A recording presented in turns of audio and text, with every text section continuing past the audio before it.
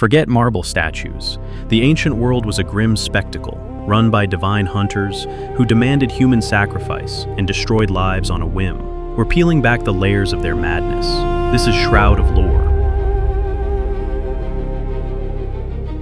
A thunderer once took the form of a mute bird, so that by cunning he might possess another man's wife, and the seed of the beast mingled with the human, begetting a beauty that would bring death. Tyndareus remembered the night his wife conceived. He remembered the storm that shook Sparta's walls, the flash of lightning that turned darkness to noon, and Leda's face when he found her by the river, pale, trembling, her lips moving in soundless prayer. She would not speak of what happened. She did not need to. The king had seen the white feathers scattered along the bank. He had smelled the strange sweetness in the air, like honey and thunder mixed together. 9 months later, Leda bore 4 children in a single night. 2 daughters, 2 sons. Castor and Clytemnestra came first, squalling and red-faced like any mortal babes. But the second pair, Pollux and Helen, emerged in silence, their skin luminous, their eyes already open and watching.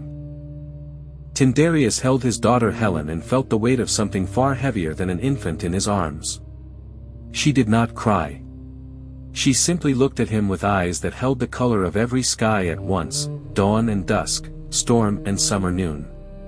Even in her first hour of life, she was beautiful beyond reason, beyond nature, beyond anything that should exist in the mortal world. "She is his," Leda whispered from the bed, her voice hollow.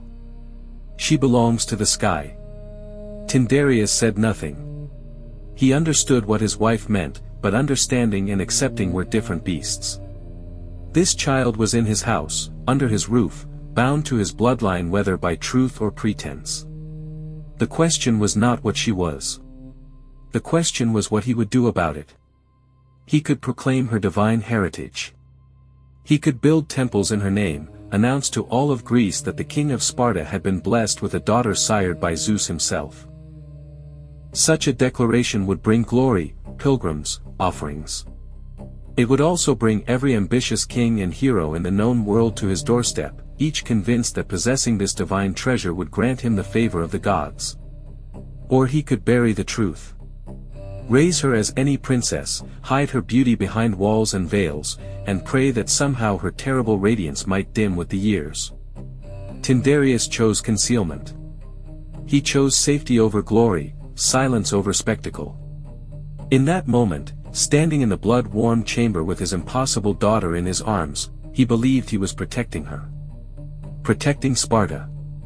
Protecting everything he had built. He could not know that this choice was the first thread in a web that would eventually strangle half of Greece. For 10 years, his strategy seemed to work. Helen grew within the palace walls, seen only by servants sworn to secrecy. Her beauty intensified with each passing season. By age 5, flowers turned toward her when she walked through the garden. By age 8, birds fell silent when she sang, as if listening. By age 10, her tutors could barely concentrate enough to teach her, so mesmerized were they by the simple act of watching her exist. But walls have ears, and secrets have legs. The first sign of failure came on Helen's 10th birthday, when Tyndareus found his daughter's chamber empty and the window broken from the outside. By the time his guards reached the northern road, the hoofprints had already grown cold. The great Theseus, hero of Athens, slayer of the Minotaur, had stolen into Sparta like a common thief and carried off the king's daughter like a prize goat. Tyndareus stood in the empty chamber, glass crunching under his boots, and understood with sickening clarity what he had accomplished with a decade of secrecy. He had not hidden Helen's worth from the world. He had advertised it. Every whisper he tried to suppress, every rumor he tried to crush, had only convinced men like Theseus that the treasure must be real, and must be worth any risk to obtain. His sons Castor and Pollux rode for Athens with vengeance in their hearts. They would bring Helen home. But as Tyndareus watched them disappear over the horizon, he knew that bringing her home would not be enough. The damage was done. The secret was out. And now every hero in Greece knew exactly where to find the most beautiful woman in the world. The twins returned 3 months later with Helen unharmed. Theseus had kept her in a temple, waiting for her to come of age. But the rescue only made things worse. News of the abduction, the daring recovery, and the princess whose beauty had driven the greatest hero in Greece to madness spread across the land like fire through dry grass. By the time Helen turned 16, the suitors had begun to arrive. They came first in trickles. Minor princes from distant islands, hopeful lords with more ambition than sense. Tyndareus turned them away with polite excuses. His daughter was too young, she was promised to the gods, she had taken a vow of chastity. The lies bought him weeks, then days, then nothing at all. Because then the great ones came. Ajax of Salamis arrived with 30 ships and a voice like grinding boulders. Odysseus of Ithaca came alone, but his reputation for cunning preceded him like a cold wind. Diomedes brought the war-hardened veterans of Argos.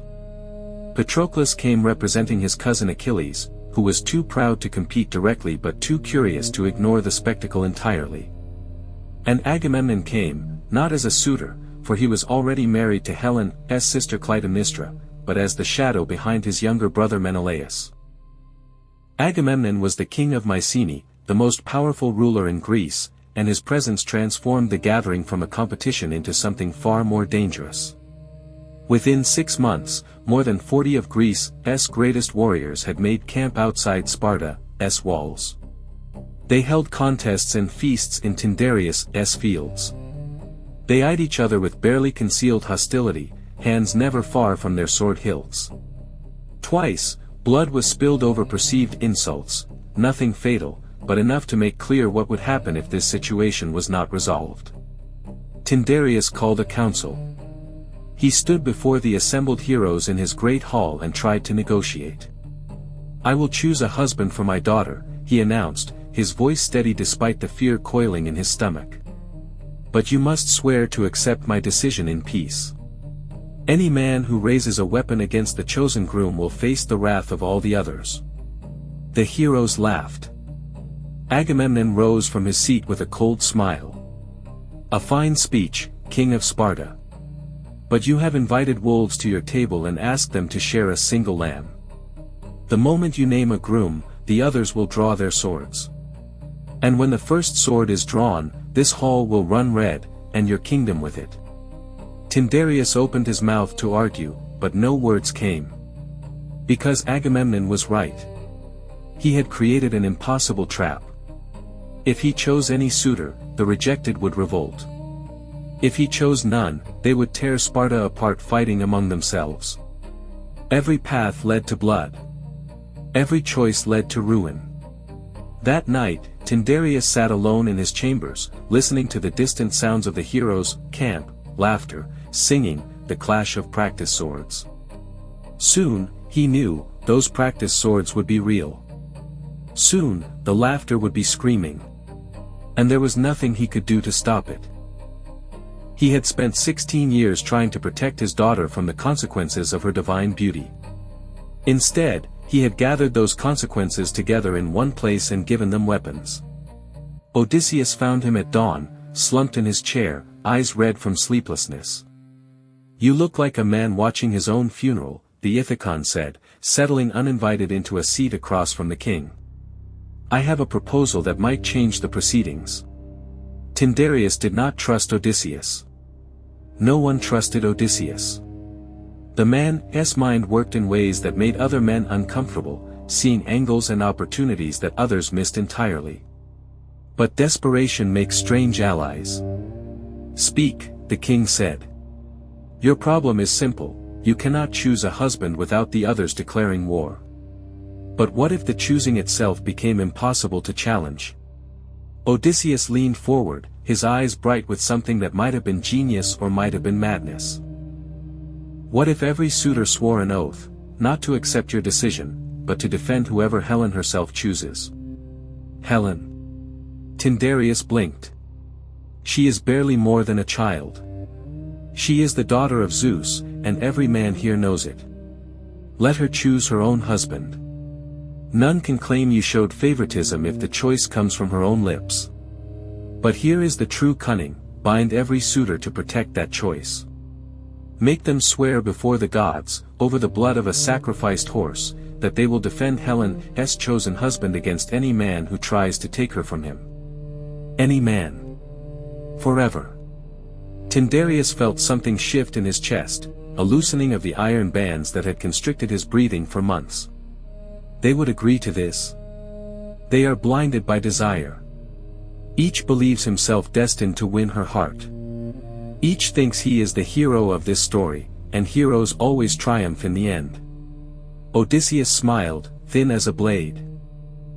They will agree because they cannot imagine losing. Hope flickered in Tyndareus' heart for the first time in years. The oath would transform 40 potential enemies into 40 bound protectors. Whoever Helen chose would have the combined might of all Greece sworn to defend their marriage. His daughter would be safe. His kingdom would be secure. The nightmare would finally end. What do you want in return? Tyndareus asked, because men like Odysseus never offered gifts freely. Help me win the hand of your niece Penelope. Nothing more. It seemed a small price. A manageable price. The oath was sworn that very evening. 40 heroes cut their palms and pressed bleeding hands to the carcass of a white horse, calling upon Zeus and the Furies to witness their vow. They swore to defend Helen's chosen husband against any who threatened him, to unite in vengeance should any man steal her away. The words echoed through the courtyard, ancient and binding, sealing themselves into the fabric of fate. Tyndareus watched from his throne, and for the first time in 16 years, he allowed himself to breathe. The next morning, Helen made her choice. She walked among the assembled heroes, her white gown trailing like morning mist, her face serene as still water. She passed Ajax without a glance. She ignored Odysseus entirely. She paused before Agamemnon, but he was married to her sister, merely watching on behalf of his brother. Then she moved on. She stopped before Menelaus. He was not the strongest suitor, nor the most famous, nor the most wealthy in his own right. But he was Agamemnon's brother, which meant this marriage would bind Sparta to the greatest military power in Greece. And when his eyes met Helen's, they held something different from the others, not hunger, not calculation, but something gentler. Wonder, perhaps. Simple, honest wonder.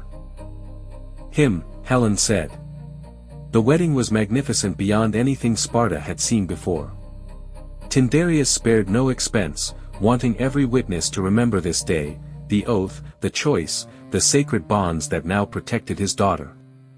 He watched Helen and Menelaus exchange vows beneath a canopy of flowers. He watched the heroes who had been his terrors now bowing as allies, their rivalry transformed into shared obligation. He watched his daughter smile, truly smile, for perhaps the first time in her life.